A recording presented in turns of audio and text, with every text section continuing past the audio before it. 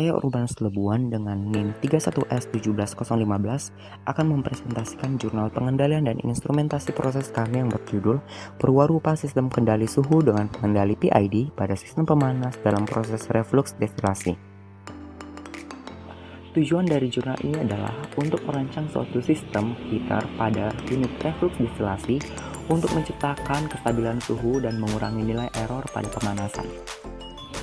Seperti yang kita ketahui bahwa pengertian sederhana dari reflux adalah pengembalian produk dari proses pemisahan secara destilasi untuk alasan mencapai kemurnian tertentu. Nah, apa yang terjadi dengan metode konvensional adalah bahwa metode konvensional ini menciptakan kondisi pengendalian temperatur yang sangat tidak stabil dan cenderung memiliki nilai error yang tidak terkendali dan cenderung besar. Nilai error dari pengendalian temperatur secara konvensional ini akan membuat reflux dari sistem destilasi yang konvensional ini akan menghasilkan produk dengan kemurnian yang sangat rendah. Oleh karena itu, tujuan dari jurnal ini adalah untuk membuat sistem pengendalian yang berbasis sistem elektronik. Metode penelitian yang digunakan pada jurnal ini terbagi atas 5 poin. Yang pertama ada sensor yang digunakan. Sensor yang digunakan itu adalah sensor LM35 yang mana digunakan pada proses destilasi etanol sederhana. Kemudian yang kedua adalah proses pengendalian yang digunakan adalah dengan pendekatan PID Ziegler-Nichols menggunakan sistem Arduino Uno. Deskripsi proses yang digunakan yang ketiga adalah dengan sistem batch atau sekali proses.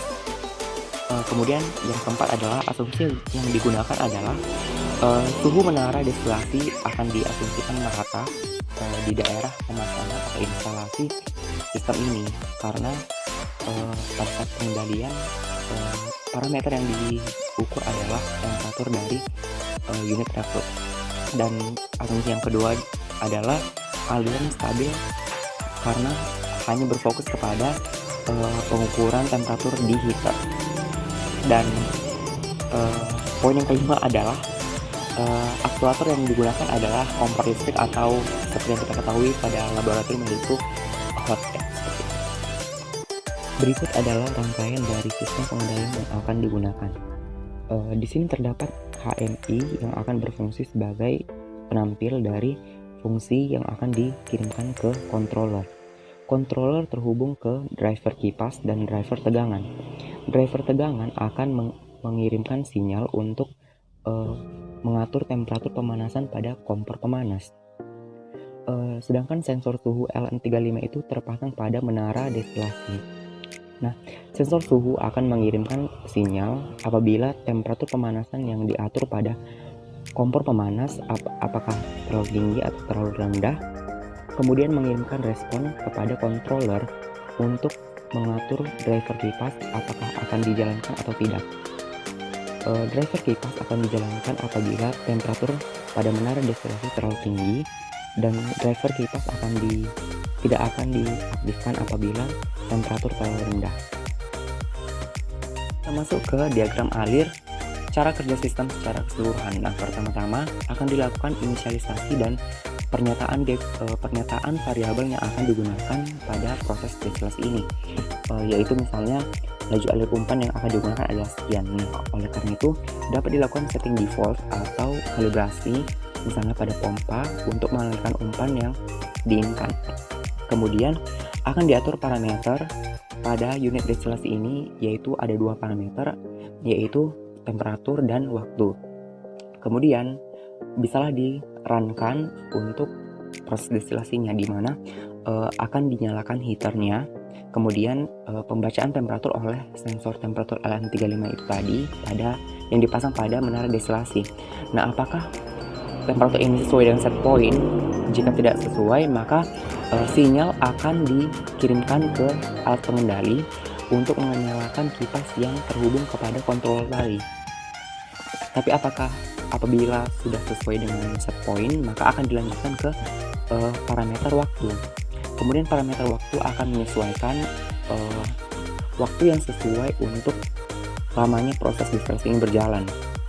Apakah proses ini berjalan sesuai dengan teoritis, maka akan dilanjutkan dengan pengiriman fungsi kepada HMI tadi atau penampil tadi. Jika tidak sesuai, maka akan kembali ke controller untuk menyesuaikan temperatur lagi dengan cara menghidupkan atau mematikan kipas seperti itu.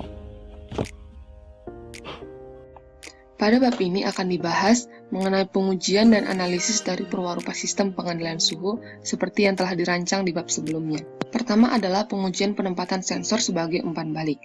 Pengujian ini dilakukan untuk menentukan dari mana umpan balik yang seharusnya digunakan dalam kendali, agar sistem yang diinginkan berjalan seperti yang diharapkan. Penempatan sensor ada dua, yaitu berada pada plat kompor pemanas dan pada larutan. Gambar 8A menunjukkan hasil percobaan pada penempatan sensor pada pemanas. Sedangkan gambar 8B menunjukkan hasil percobaan penempatan sensor pada larutan. Dari hasil percobaan, ditentukan bahwa penempatan sensor yang digunakan pada penempatan adalah pada penempatan sensor yang ada pada larutan. Karena suhu larutan dapat terjaga sesuai dengan set suhu yang diinginkan meskipun suhu kompor naik turun secara signifikan. Karena suhu larutannya lah yang kita perlukan untuk dijaga sesuai dengan set suhu yang diinginkan. Percobaan kontrol hidup mati. Percobaan ini bertujuan untuk mengetahui kinerja sistem ketika diterapkan kontrol hidup mati tersebut. Hasil percobaan pada gambar 9 ini menunjukkan bahwa suhu larutan stabil pada suhu 40 derajat Celcius pada waktu kira-kira 3.800 detik. Setelah itu nilainya stabil. Ini adalah pengendali proporsional dengan variasi nilai Kp. Dilakukan penguatan kontrol proporsional yang rendah dengan nilai tau D sama dengan 0 dan tau I sama dengan tak hingga. Selanjutnya, nilai Kp dinaikkan sedikit demi sedikit sampai diperoleh yang mana rasio kesalahannya adalah 1/4. Nilai Kp pada grafik-grafik ini adalah Kp sama dengan 1, Kp sama dengan 5, Kp sama dengan 10, dan Kp sama dengan 15, yang akan memperoleh rasio kesalahan atau P2 per P1 sama dengan 1/4 adalah nilai Kp sama dengan 10. Berikut adalah pengendali proporsional dengan nilai Kp sama dengan 10. Dapat dilihat bahwa suhu mengalami overshoot sampai suhu 48 derajat Celcius, atau kesalahan PI sama dengan 8 derajat Celcius dari set suhu sama dengan 40 derajat Celcius. Kemudian, suhu berangsur-angsur turun hingga mencapai titik terendah pada suhu 38 derajat Celcius, atau kesalahannya sebesar 2 derajat Celcius, sehingga rasio kesalahannya P2 per P1 bernilai 2/8 sama dengan 1/4. Dapat juga diketahui nilai TD. TD adalah periode waktu osilasi dari puncak pertama hingga mencapai puncak kedua, dan di sini tercatat nilai TD sama dengan 1550 detik. Selanjutnya adalah perbandingan pengendalian PI dan PID. Melalui perhitungan kontrol proporsional Ziegler-Nichols, diperoleh penalaan parameter pada pengendalian PI adalah Kp 4,5 dan Ki 0,003. Hasil pengujiannya ditampilkan pada gambar 12A ini. Kemudian, dilakukan parameter selanjutnya untuk kendali PID dengan metode Ziegler-Nichols dengan osilasi teredam. Dari hasil perhitungan, diperoleh nilai penalaan parameter PID Kp sama dengan 10, Ki sama dengan 0,04, dan Kd sama dengan 1940 atau 1940. Dari gambar 12B ini dapat dilihat bahwa dengan menerapkan rumus empiris metode Ziegler-Nichols, masih terjadi overshoot suhu. Namun, osilasi mampu teredam dan cepat mencapai keadaan tunak jika dibandingkan dengan pengendali PID. Maka, dipilihlah pengendalian menggunakan kendali PID. Grafik ini adalah hasil percobaan pengujian pengendalian suhu pada proses reflux sederhana dengan menerapkan parameter-parameter kontrol yang didapat dari percobaan yang telah saya jelaskan sebelumnya. Percobaan proses pengendalian suhu ini dilakukan secara sederhana, menggunakan prototipe sistem pengendalian suhu yang telah dibuat dan menggunakan bahan berupa larutan campuran etanol 70% dan air. Hasilnya dapat kita lihat bahwa suhu larutan yang dikendalikan mulai stabil pada waktu 1000 detik. Dari hasil percobaan prototipe ini, dapat diketahui bahwa prototipe sistem pengendalian suhu ini dapat berjalan dengan baik dan dengan overshoot yang dapat digunakan untuk proses kimia seperti proses reflux. Karena kestabilan suhu ini dapat terjaga dan error kesalahan pengendalian suhu dapat diminimalkan. Kesimpulan dari jurnal ini adalah telah berhasil dibuat perwarupa sistem pengendalian suhu menggunakan kontrol otomatis yang diterapkan pada proses reflux atau distilasi. Perwarupa sistem pengendalian suhu dapat berfungsi sebagai pengendali suhu dan mengurangi nilai error dari nilai yang ditetapkan. Yang ketiga, kontrol hidup mati bisa menyebabkan suhu mengalami overshoot yang jauh dari nilai set suhu yang diinginkan. Yang keempat, penempatan sensor suhu sebagai umpan balik adalah pada larutan. Kelima, sistem mengalami osilasi teredam, sehingga digunakanlah penalaan kontrol menggunakan metode Ziegler-Nichols yang kedua. Selanjutnya, hasil penalaan parameter kontrol sesuai metode Ziegler-Nichols metode osilasi dengan rasio kesalahan P2 sama dengan P1 sama dengan 1/4 adalah ketika nilai Kp kritis sama dengan 10. Penalaan parameter kontrol sesuai rumus empiris yang disarankan metode Ziegler-Nichols didapatkan kontrol PI dengan Kp sama dengan 4,5, Ki sama dengan 0,0035 dengan hasil sistem mencapai suhu yang diinginkan, kemudian mengalami osilasi di bawah suhu yang diinginkan. B. Kontrol PID, yaitu Kp sama dengan 10, Ki sama dengan 0,04, dan Kd sama dengan 1940, dengan hasil sistem mencapai suhu yang diinginkan, dan masih mengalami sedikit overshoot, kemudian suhu berangsur stabil pada suhu yang diinginkan. Pengendalian PID dapat digunakan dalam variasi kontrol yang berbeda. Pengendalian suhu menggunakan kendali PID pada proses reflux sederhana dapat dilakukan dan terjadi kestabilan suhu pada set suhu yang diinginkan.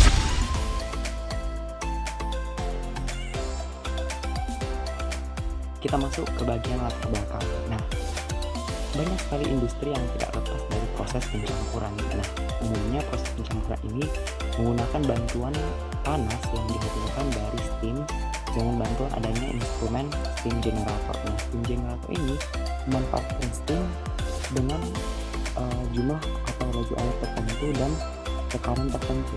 Karena itu, kendala yang dihadapi oleh industri ini umumnya adalah bagaimana mengatur set point tekanan dan temperatur atau bahkan jumlah steam yang digunakan atau levelnya agar sesuai dengan set point.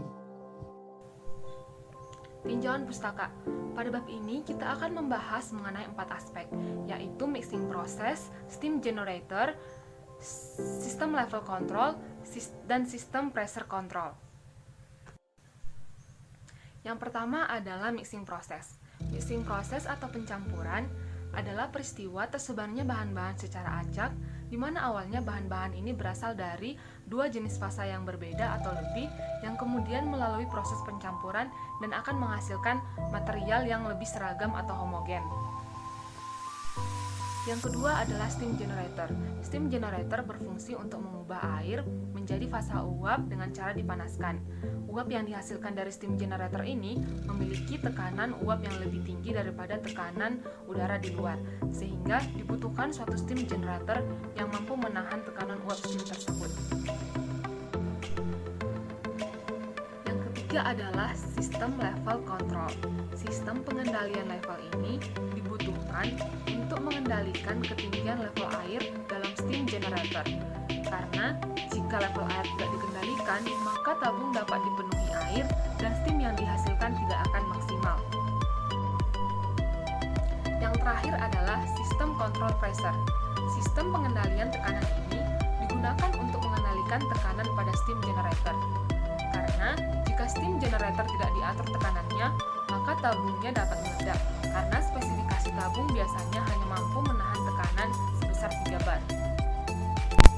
Terdapat 4 metodologi penelitian yang digunakan dalam jurnal ini. Yang pertama, perancangan pembuatan mekanik steam generator. Pada gambar yang ada pada slide, telah diperlihatkan secara keseluruhan plan mixing proses.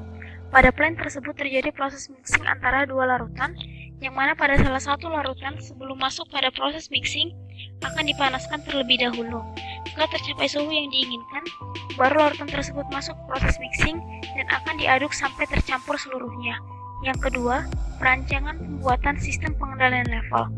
Sistem pengendalian level ini digunakan untuk mengontrol ketinggian level air yang ada pada tabung steam generator. Ini dikarenakan jika ketinggian level air yang ada dalam tabung steam generator tidak dikontrol, bisa menyebabkan tabung akan dipenuhi air dan steam yang dihasilkan tidak akan maksimal. Pada slide telah diperlihatkan diagram blok pengendalian level yang ada pada steam generator. Metode yang dipakai pada pengendalian level ini memakai metode on-off, sehingga didapatkan aksi dari aktuator akan membuka atau menutup penuh. Aktuator yang dipakai adalah solenoid valve. Yang ketiga, perancangan pembuatan sistem pengendalian pressure. Sistem pengendalian pressure ini digunakan untuk mengontrol tekanan yang ada pada tabung steam generator.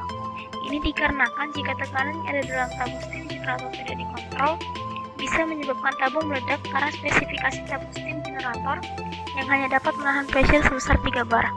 Pada slide telah diperlihatkan diagram blok pengendalian pressure yang ada pada steam generator. Pada jurnal ini, metode yang digunakan adalah metode PID. Metode PID ini digunakan untuk mendapatkan output pada aktuator yang bersifat kontinu. Untuk aktuator, dipakai motor valve. Yang keempat, perancangan pembuatan sistem elektrik steam generator. Sistem elektrik pada plant steam generator ini digunakan untuk menggerakkan dan mengontrol mekanik yang telah dibuat. Sistem elektrik yang dibutuhkan untuk mengontrol plant steam generator ini antara lain adalah rangkaian minimum sistem microcontroller 8535. Selanjutnya, saya akan menjelaskan hasil yang diperoleh pada yang terdapat pada jurnal. Yang pertama digunakan adalah hasil pengukuran MOV. MOV adalah singkatan dari motor valve. Prinsip kerja motor valve ini adalah untuk memanfaatkan keran air yang akan dikapol dengan motor DC 24 volt dan dihubungkan dengan potensiometer melalui gear. Jadi saat motor dan keran air berputar, maka otomatis potensiometer juga akan berputar. Potensiometer ini digunakan pada pengukuran besar kecilnya tegangan saat keran air membuka atau menutup. Pada pengukuran yang pertama ini dibuat dengan cara mengukur naik dari bukaan kecil ke besar. Data yang diperoleh telah ditunjukkan pada slide. Dari hasil pengukuran, didapatkan data bukaan MOV 10% diperoleh tegangan sebesar 0,57 volt, sedangkan pada bukaan MOV sebesar 100% diperoleh tegangan sebesar 4,98 volt. Dari tabel dibuatlah grafik untuk mengetahui perubahan persentase dengan nilai tegangan seperti tampak pada gambar yang ada di slide. Dari gambar grafik regresi linear tersebut, didapatkan persamaan Y sama dengan 0,480X tambah 0,510, di mana Y adalah nilai tegangan yang terukur dan X adalah persentase bukaan motor valve. Pengukuran yang kedua adalah pengukuran pressure dan tegangan pada pressure gauge yang dikapal dengan LDR. Untuk pengukuran yang kedua ini dibuat naik kata pada pressure 2,5 PSI diperoleh tegangan sebesar 0,76 volt, sedangkan pada pressure 30 PSI diperoleh tegangan sebesar 4,03 volt. Dari tabel, dibuatlah grafik untuk mengetahui perubahan persentase pressure dengan nilai tegangan seperti tampak pada gambar yang ada di slide. Dari gambar grafik regresi linear tersebut, didapatkan persamaan Y sama dengan 0,345X tambah 0,122, di mana Y adalah nilai tegangan yang terukur dan X adalah pressure. Selanjutnya adalah pengujian sistem pressure dengan visual basic. Yang pertama adalah pengujian pada set point 4 PSI. Pengujian ini bertujuan apakah pada saat set point dibuat menjadi 4 PSI, proses variabel akan mengikuti menjadi 4 PSI atau tidak. Respon pengujian pada set point 4 PSI dapat dilihat pada gambar yang ada di slide. Pada gambar menunjukkan grafik respon dari sistem pengendalian pressure dengan set point sebesar 4 PSI. Dari gambar bisa dihitung maksimum overshoot sebesar 12,6 dan settling time sebesar 75 sekon. Yang kedua, pengujian tracking set point. Tracking set point ini bertujuan apakah pada saat set point diubah beberapa kali, proses variabel akan tetap mengikuti atau tidak. Di sini tracking set point dibuat dengan set point pertama kali adalah 10 PSI, kemudian naik menjadi 15 PSI, dan selanjutnya turun menjadi 4 PSI. Respon tracking set point dapat dilihat pada gambar yang ada di slide. Pada gambar menunjukkan grafik respon dari sistem pengendalian pressure dengan pengujian tracking set point. Pada saat set point beberapa kali dinaikkan dan diturunkan, bisa dilihat proses variabel masih tetap mengikuti. Selanjutnya adalah simulasi MATLAB. Yang pertama adalah Tuning PID Ziegler-Nichols. Tuning PID Ziegler-Nichols adalah salah satu dari sekian banyak cara untuk melakukan tuning. Dari perhitungan yang telah dilakukan oleh penulis, didapat nilai KP 4,848, TI 0,75, dan TD 0,1875. Setelah ditemukan nilai KP, TI, dan TD, dilakukan pengujian masukkan step. Pada uji ini, kondisi sistem ideal tanpa adanya gangguan diberikan masukan step dengan set point yang sesuai dengan kondisi operasi normal sistem yang diinginkan. Pada gambar menunjukkan hasil uji masukan step Ziegler-Nichols. Hasil respon menunjukkan semakin lama respon berosilasi, semakin besar. Itu diakibatkan pada plan yang dibuat banyak bagian yang tidak sesuai standar. Yang kedua adalah uji tracking set point. Uji ini digunakan untuk mengetahui sejauh mana kemampuan pengendali dalam mengatasi kondisi pada saat diberikan gangguan internal berupa perubahan set point. Berikut ditunjukkan pemodelan sistem pada MATLAB yang digunakan pada jurnal ini. Kesimpulan yang didapat melalui jurnal ini adalah yang pertama, pada sistem control pressure, metode yang digunakan adalah pengendali PID dan dihasilkan nilai Kp sebesar 0,1, TI sebesar 2,4, dan TD sebesar 2. Dari pengujian tracking set point, didapat grafik respon yang cukup baik. Dibuktikan dengan proses variabel yang selalu mengikuti saat set point diubah-ubah. Yang ketiga, penerapan metode on-off pada sistem kontrol level menghasilkan respon yang baik. Dibuktikan dengan aktuator membuka dan menutup penuh sesuai dengan set point.